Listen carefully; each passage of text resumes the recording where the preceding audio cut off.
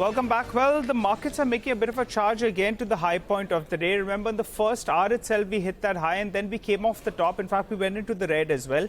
But as we speak, making a bit of a charge, ITC is one of the key reasons why, we are moving up. And the Nifty Bank that was up close to 200 points, it's on its way to around a 300-point gain. Also, good move out there. It'll be good if we can end virtually at the high point of the day. But it's a good time to move to our special segment, D-Street Chatter. Nimesh joins me. Nimesh, what are you picking up? I mean, it's a good-looking screen. It's a good day of trade. In fact, market refuses to fall, right? Yeah. And that we've been saying this for many days now. A lot of investors are cautious. A lot of opinion are like on a cautious side. But because of the liquidity, markets tend to go up, and that's been the trend today as well. Every day you're seeing one of the two large companies taking leadership and going up. So that's playing out clearly. Even in terms of flows, again, my sense is though the flows are mixed, but with a positive bias. For a change, in terms of sector churn, looks like there is a bit of focus back in the NBFC names. So a lot of the NBFC stocks are buzzing in trade today. The sector which is consistently done well this week and for the last many days is technology.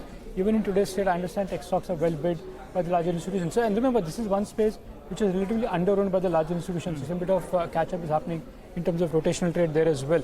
The good part is not only the Nifty is doing well, but even the broader markets have done relatively well today. I guess some reaction to individual companies' earnings as well. So earnings is going to be a big theme that's going to dominate the near-term trend. But I guess the momentum is clearly with the bulls, and that's largely because some of the large caps are supporting the bulls on the upside. Yeah, I know, and the next couple of days we'll have ICICI Bank and Kotak Mahindra Bank as well, those two big banks. So we'll have to see how the Nifty Bank swings along. But Nimesh, what about individual stocks? What are you picking up? So in terms of individual names, the first stock on my list is Voltas.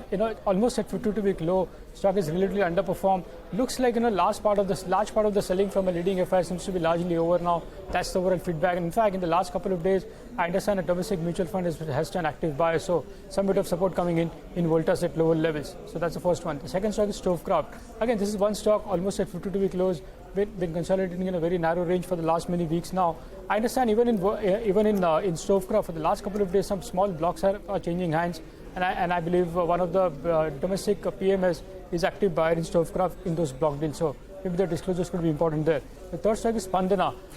Again, every now and then you keep hearing about a large block in Spandana coming up. Remember, the promoter needs to sell out the entire stake, so that buzz keeps coming in. And again, there is an indication that maybe that large block can come very soon in Spandana Sphoorty. And the last stock is Tube Investments. Marginally under pressure today.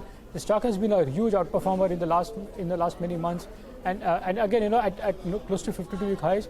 I understand there's going to be a book build where a large FI is likely to sell by a block deal. So probably watch out for large block in Tube Investment very soon. So that's my last stock on the list.